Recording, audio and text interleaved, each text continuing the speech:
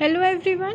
तो आज हम लोग करेंगे evolution of institution sultan nobility and ulemas, हमारा यूनिट 307 BHIC कोड का। So let's start with the lecture. Introduction से हम लोग स्टार्ट करते हैं। हम लोग मिडाइवल पीरियड में देखते हैं जो 8th सेंचुरी से 18th सेंचुरी तक स्ट्रेस करता है। उसमें हम लोग बहुत सारा इवोल्यूशन देखते हैं, rise of institutions, different significance shaped, क्या क्या चेंजेस आया सोशो पॉलिटिकल कल्चरल में, क्या क्या चेंजेस आया और क्या क्या इफ़ेक्ट किया पहले की चीज़ को। ये सब चीज़ हम लोग मिडाइवल इंडिया के पीरियड में देखते हैं 8th सेंचुरी से 18th सेंचुरी के बीच में।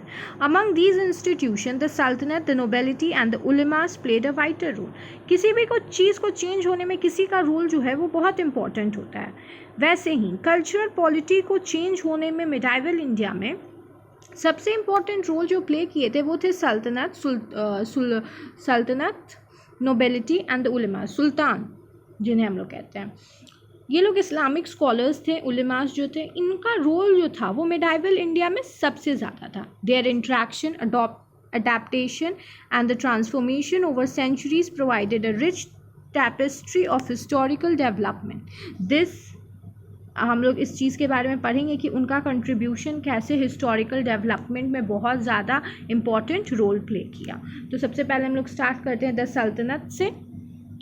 तो जब हम लोग द सल्तनत पढ़ते हैं उसको स्टार्ट करने से पहले हमें यह जानना ज़रूरी है कि उनका स्टैब्लिशमेंट और अर्ली इवोल्यूशन कैसे हुआ। किसी भी चीज़ को पढ़ने से पहले उसका इवोल्यूशन कैसे हुआ हम लोग जानते हैं। तो सल्तनत का इवोल्यूशन कैसे हुआ। द इस्टेब्लिशमेंट ऑफ सल्तनत in India mark the beginning of a new era in the sub continent history. सल्तनत जैसे ही आया, ये एक न्यू एरा के रूप में जाना जाता है इंडियन सब कॉन्टिनेंट में। The Delhi sultanate founded in the 13th century by the Qutub uddin Aibak formed a slave Mohammad of Ghori. तो ये जो न्यू सल्तनत एरा था ये किसके द्वारा लाया गया था? कुतुबुद्दीन ऐबक के द्वारा। कुतुबुद्दीन ऐबक कौन थे? एक रूलर थे, बट रूलर से पहले वो एक स्लेव थे मोहम्मद घोर के रेन के। Introduce a centralized Islamic rule in the northern India. The early sultans faced numerous challenges, including consolidating their powers, managing diverse population, and defending against both internal and external threat. पहले जो थे सुल्तान, तुम लोगों को बहुत सारा problems face करना पड़ा था।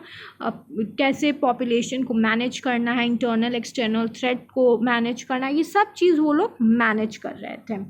The early period of Sultan was characterized by frequent changes in the leadership and the establishment of administrative structure. The Sultan was the supreme ruler and combining both politically and militarily authority. सुल्तान जो थे वो उस समय के सबसे important और सबसे महत्वपूर्ण लीडर थे, जो फ्रीक्वेंटली चेंजेस भी होते थे। उनका बहुत इम्पॉर्टेंट रोल जो था वो एडमिनिस्ट्रेटिव स्ट्रक्चर को मेंटेन करने में था। The sultan was the supreme rule combining both politically and militarily.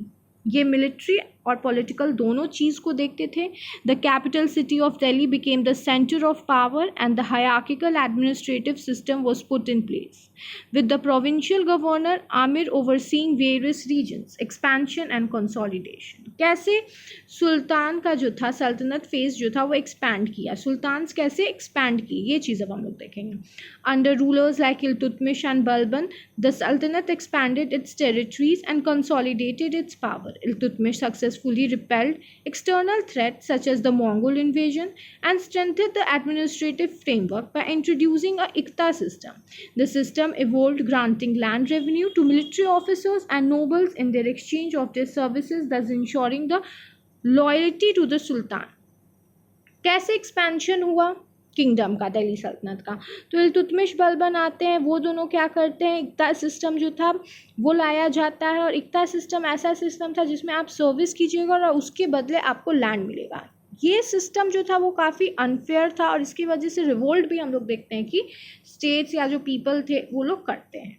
Balban further centralized authority and reinforced the importance of Sultan as the divine representation of the earth.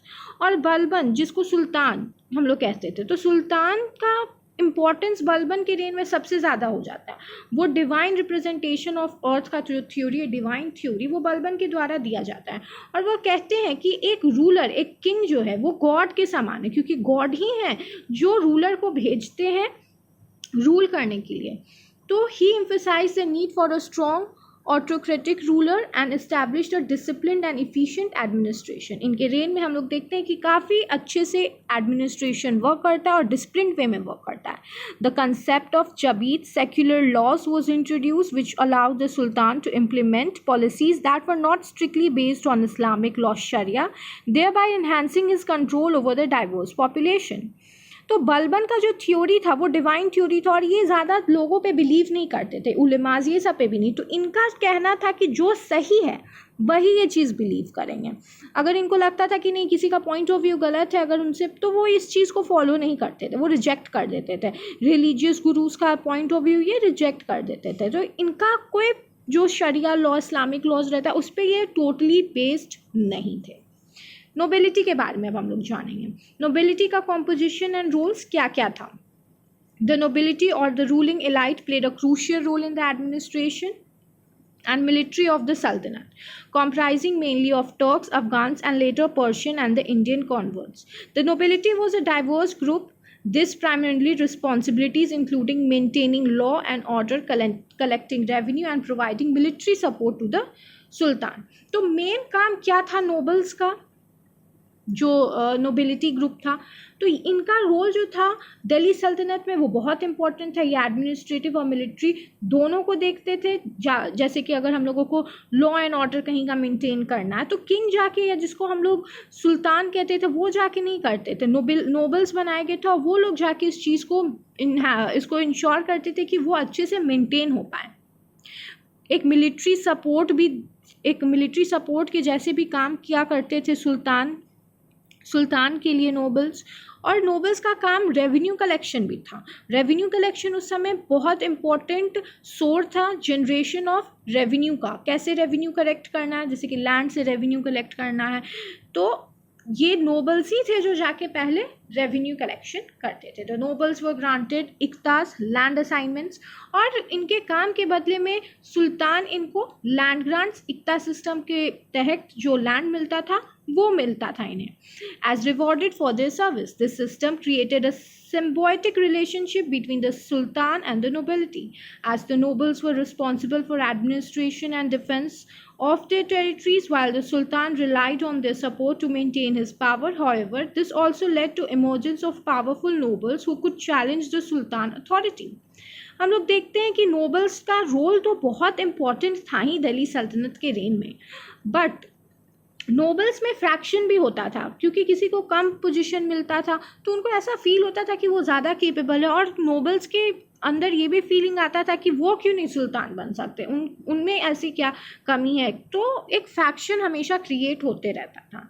Power struggle and factionalism, the relationship between the sultan and nobility was often fraught with tensions and power struggle. The nobles with their autonomous control over iqtas could amass significant wealth and influence, poisoning a potential threat to the central authority. Factionalism within the nobility was common, with different groups varying for powers and influence. हम लोग देखते हैं कि सुल्तान और nobility के बीच में जो टेंशन और पावर स्ट्रगल जो था वो बहुत ऑफन क्रिएट होते रहता था, क्योंकि हमेशा नोबल्स को लगता था कि दे आर मोर पावरफुल और more responsible for the post of the sultan. तो ये फ्रैक्शन तो हमेशा क्रिएट होते ही रहता था, और उनको भी इस चीज़ का लालच भी था, पोस्ट का लालच था, वेल्थ का इन्फ्लुएंस होते थे कि उनके पास जो वेल्थ है या पावर है वो हमारे पास भी हो सकती है, क्योंकि हम लोग ज़्यादा उसके लिए लायक हैं। तो ये सब चीज़ से क्या होता था, फैक्शनलिज्म क्रिएट होता था, डिफरेंट ग्रुप्स बन जाता था नोबल्स का, जो एक साथ मिल के सुल्तान के अगेंस्ट खड़ा हो जाता था। तो ये सब चीज़ जो था वो बहुत कॉमन था मिडाइवल इंडिया में। During the reign of a weak sultan, the nobility often asserted their independence, leading to a period of political instability. The power struggle among the nobles could also lead to alliances and conflict, shaping the political landscape of the sultanate. For instance, the early 14th century saw the rise of powerful nobles like Malik Kafur, whose influence extended beyond the Sultan court, affecting the administrative and military decisions of the Sultanate. हम लोग देखते हैं कि during the week सल्तन जब ऐसे सुल्तान बनते थे, सल्तनत में ऐसे सुल्तान किंग बनते थे जिनको पावर जिनके पास सारा हेड रहता था, अगर वो सुल्तान बनते थे तो नोबल्स जो थे वो ज़्यादा एक्टिव हो जाते थे और असर्ट कर देते थे इंडिपेंडेंस के लिए, क्योंकि वो तो जो सुल्तान है वो तो रूलर है, जो वो तो वीक है, तो इससे नोबल्स को और पावर मिलता था अपने इंडिपेंडेंस को असर्ट करने का, जिसके वजह से पॉलिटिकल इंस्टेबिलिटी होती थी। और कहीं भी रेन में पॉलिटिकल इंस्टेबिलिटी क्या करती है, उस स्टेट को हमेशा हार्म ही पहुंचाती है। द उलेमास, अब उलेमास कौन थे, इनका रोल एंड इन्फ्लुएंस क्या था? द उलेमास और the Islamic scholars were the custodian और the religious knowledge and law in the medieval India. Ulemas जो थे एक इस्लामिक स्कॉलर्स थे जिनका मेन काम था, क्या काम था मिडाइवल इंडिया में, कैसे स्टेट रिलीजन के अनुसार चल सकता है। इस चीज़ पे अगर कोई भी रिलीजियस पॉइंट ऑफ व्यू देना रहता था तो उलेमास जो इस्लामिक स्कॉलर्स थे वो अपना पॉइंट ऑफ व्यू देते थे। They played a crucial role in shaping the religion and cultural identity of the सल्तनत। The ulemas were involved in various capacities including as a जज, teacher and adviser to the sultan. तो sultan को वो क्या क्या help करते थे ulemas? सुल्तान को के लिए उलेमास जो थे एज अ जज काम करते थे, टीचर उनको एडवाइस करते थे, एडवाइस करते थे सुल्तान को। ये सब जो काम था वो था उलेमास का। The ulemas held considerable influence in the Sultanate administration, particularly matters related to Islamic law Sharia.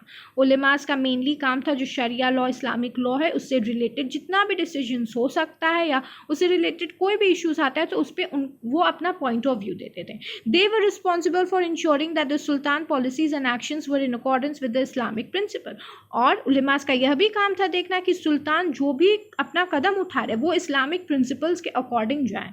The establishment of Madrasa Islamic School facilitated the education and training of the ulemas, further strengthening their role in the societies. हम लोग देखते हैं कि medieval time में मदरसा Islamic school का establishment होता है जिससे उलेमास जो थे वो ट्रेनिंग देते थे स्कूल्स में, और ये एक इस्लामिक कल्चर को और स्ट्रेंथन करने में हेल्प करता है।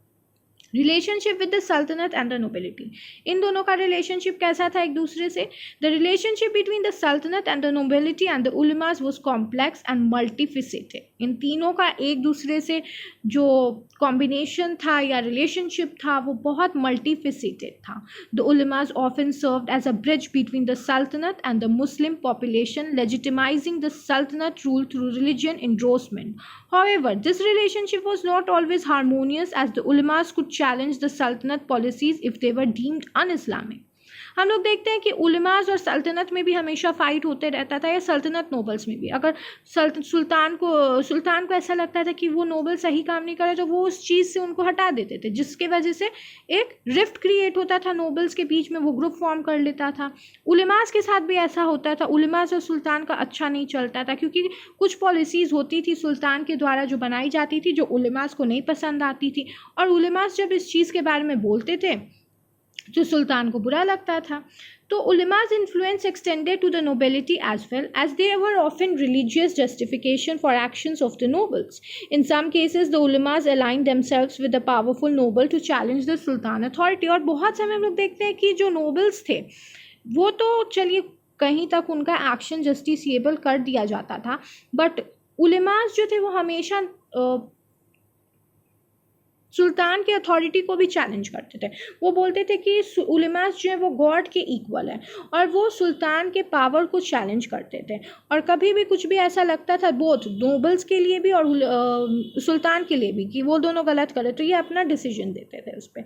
दिस इंटरप्ले बिटवीन द सल्तनत, the nobility and Ulema shape the political religious dynamic of the medieval India. और ये तीनों का रोल जो है मिडाइवल इंडिया में बहुत इंपॉर्टेंट है।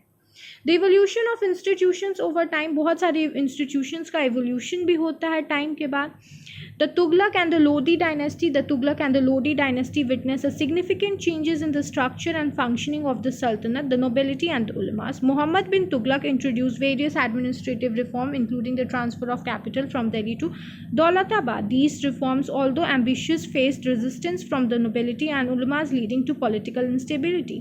हम लोग देखते हैं कि तुगलक और लोदी डायनेस्टी जो था वो राइज करता है, एक सिग्निफिकेंट चेंजेस आता है, और इसमें हम लोग देखते हैं कि मोहम्मद बिन तुगलक अपना जो कैपिटल था दिल्ली में उसको दौलताबाद शिफ्ट कर देते हैं. इसकी वजह से बहुत सारा रेजिस्टेंस भी होता है नोबल्स के बीच में, और उलेमास के साथ भी उनका लड़ाई हो जाता है, जिसकी वजह से एक पॉलिटिकल इंस्टेबिलिटी हम लोग उनके रेन में देखते हैं. Firoz Shah Tughlaq adopted a more conciliatory approach towards the nobility and the ulemas. He expanded the iqta system and granted significant autonomy to the nobles while relative stabilizing the sultanate, although the power struggle among the nobility continued. तो फिरोज शाह तुगलक के rain में हम लोग देखते हैं कि ये कॉन्सिलेटरी approach, मतलब ठीक है करके वाला अप्रोच अपनाते हैं. नोबेलिटी और उलेमास दोनों का सुनते हैं, दोनों को इक्ता सिस्टम के अनुसार ग्रांट करते हैं लैंड्स को ताकि दोनों खुश रहें. लेकिन इस सब के बाद भी हम लोग देखते हैं पावर स्ट्रगल जो था नोबेलिटीज़ और सुल्तान के बीच में वो कंटिन्यू होता है. The Lodi dynasty mark the last phase of the Delhi sultanate. The Lodis attempted to balance power between the sultan, the nobility and the ulemas, but faced challenges from rising regional powers and internal dissent. The eventual defeat of the Ibrahim Lodi by the Babur in the battle of Panipat in 1526 led to the establishment of Mughal Empire, which brought about new phase in the evolution of these institutions. हम लोग देखते हैं कि Lodi dynasty आता है, ये last phase था दिल्ली सल्तनत में, और लोदी जो थे वो अच्छे से मेंटेन नहीं कर पाते हैं अपने एम्पायर को, जिसकी वजह से हम लोग देखते हैं कि वो बाबर से हार भी जाते हैं बैटल ऑफ पानीपत में 1526 में जो बैटल हुआ था. उसके बाद मुगल एम्पायर का राइज हो जाता है.